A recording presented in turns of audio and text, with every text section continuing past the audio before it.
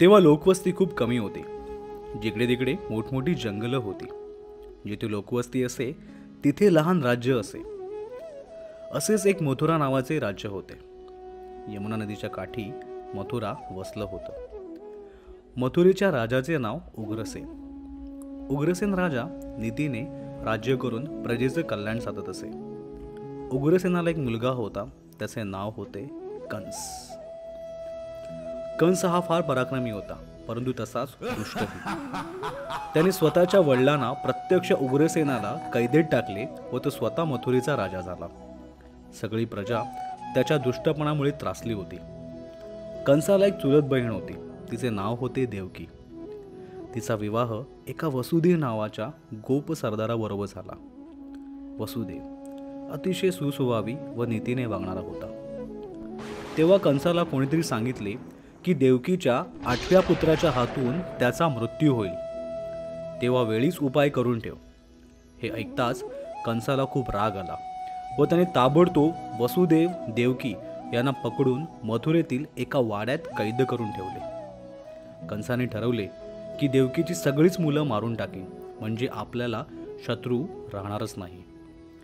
कंसाने लगेच देवकीला आज्ञा केली, तुला होणार प्रत्येक मूल जन्मल्याबरोबर माझ्या ताब्यात दे.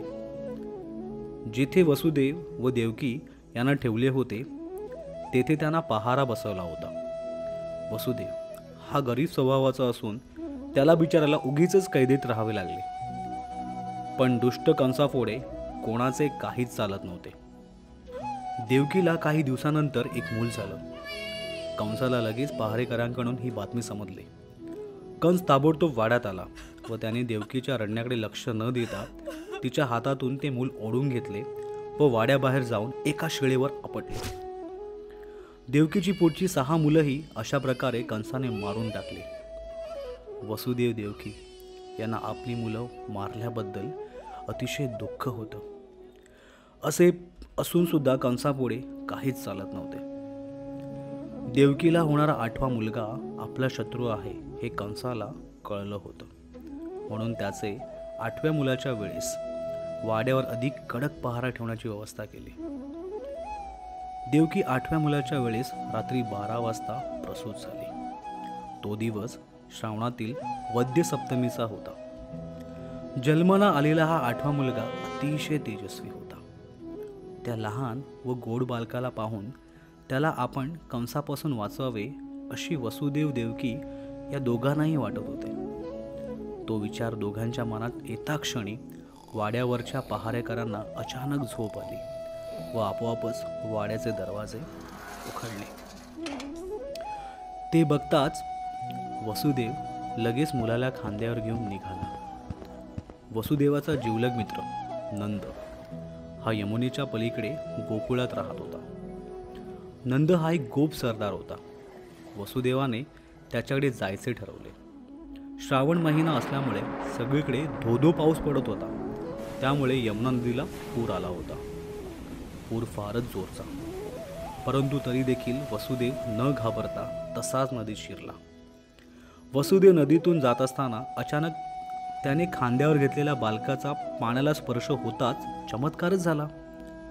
यमुनेचे पाणी एकदमच दुभंगलं आणि वसुदेव सुरक्षितपणे नदी पार झाला.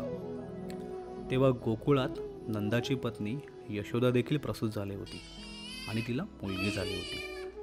जेव्हा वसुदेव नंदच्या घरी गेला तेव्हा सगळीकडे सामसूम होती. वसुदेवाने देवकीचा मुलगा यशोदेच्या कुशीत ठेवला व नुकतीच जन्मलेली यशोदेची मुलगी घेऊन तो मथुरेला परतला. हे सर्व होईपर्यंत मथुरेतील वाड्यातील कोणालाही जाग आली नव्हती.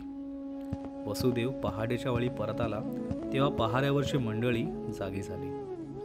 त्यांनी देवकी प्रसूत झाल्याचं पाहून लगेच कंसाला ही बातमी कळवली.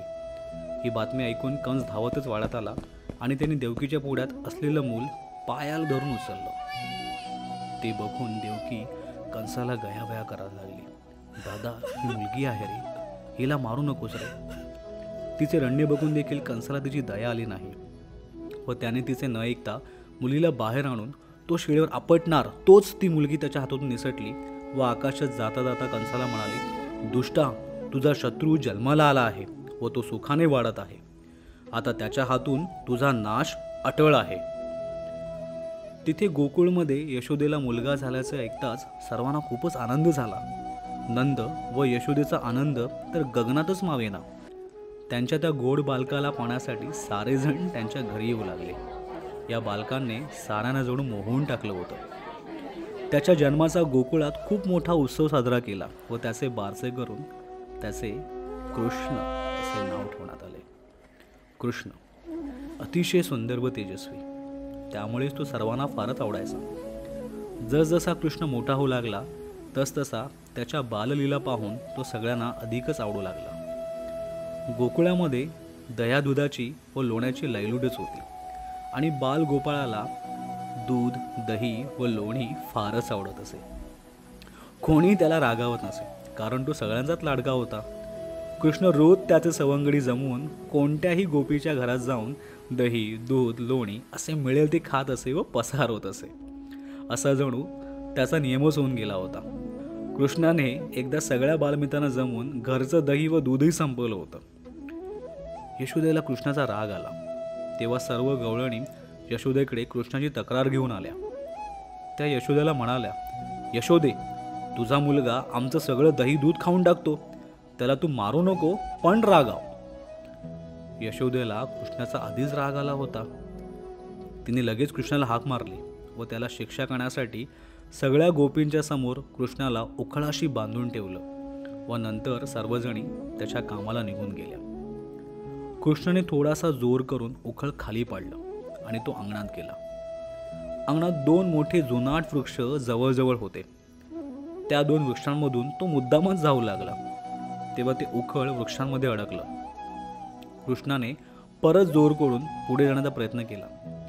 तेव्हा ते दोन्ही वृक्ष उन्मळून पडले व त्याचा खूप मोठा असा आवाज झाला. तो आवाज ऐकून गोकुळातील सर्व माणसं तिथे धावत आली. ते सर्व बघून यशोदा खूप घाबरून गेली व तिने धावत जाऊन कृष्णाला सोडलं व आपल्या पोटाशी धरलं व म्हणाली, कृष्णा, मी आता तुला कधीही शिक्षा करणार नाही. वृक्ष मोठे असून त्यांच्या पडण्याने कृष्णाला काहीच इजा झाली नाही हे पाहून सगळ्यांना समाधान वाटलं. सर्व गोपी यशोदेला म्हणाल्या, आता आम्ही तुला कृष्णाबद्दल काहीही तक्रार सांगणार नाही. ही कृष्ण जन्माची गोष्ट तुम्हाला नक्कीच आवडली असेल. श्रीकृष्ण जन्माष्टमीचा उत्सव भारतात सर्वत्र साजरा केला जातो. गोकुळ, मथुरा, वृंदावन, द्वारका, जगन्नाथपुरी या ठिकाणी गोकुळाष्टमी विशेष साजरी केली जाते. ओरिसामध्ये दहीहंडी जत्रा किंवा दहीभंगा जत्रा साजरी केली जाते. गुजरातमध्ये सातम म्हणजे सप्तमीच्या दिवशी विविध पद्धतीचे खेळ खेळले जातात आणि रात्री 12 वाजता कृष्ण जन्माचा उत्सव साजरा करतात. मध्य प्रदेश आणि उत्तर भारताच्या बऱ्याचशा भागात पौर्णिमांत महिना असलेले पंचांग वापरतात. म्हणून या दिवशी तेथे भाद्रपद कृष्ण अष्टमी येते. या ठिकाणी अनेकांच्या घरी गोकुळ, वृंदावनाचा देखावा तयार करून जन्मोत्सव साजरा करतात. वृंदावनात दोलोत्सव असतो. या दिवशी रासलीलांचे सादरीकरण केले जाते. महाराष्ट्रात विशेषतः मुंबई आणि उपनगरात एका विशिष्ट उंचीवर दही दुधाने भरलेली दहीहंडी बांधली जाते. यानंतर विविध मंडळांचे गोविंदा मनोरे रचून ती दहीहंडी फोडतात. या दहीहंडीला साहसी खेळ म्हणून मान्यता मिळावी यासाठी गेली काही वर्ष प्रयत्न केले जात आहेत. जन्माष्टमीचे व्रत केल्याने अपत्यप्राप्तीची इच्छा पूर्ण होते आणि अपत्यांना दीर्घायुष्य लाभते अशी धारणा आहे. तर मग तुम्हाला हा व्हिडिओ कसा वाटला कमेंट करून नक्की सांगा आणि आमच्या यूट्यूब चॅनलला सबस्क्राईब करा, लाईक करा आणि शेअर करा. धन्यवाद.